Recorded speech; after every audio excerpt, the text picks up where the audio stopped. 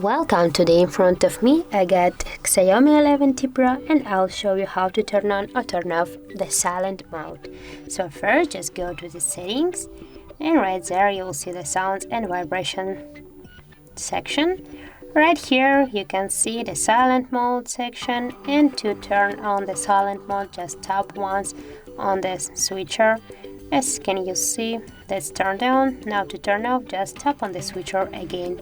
Also you can silence the media, the games, videos, just and apps. Also just to activate it, tap on the switchers.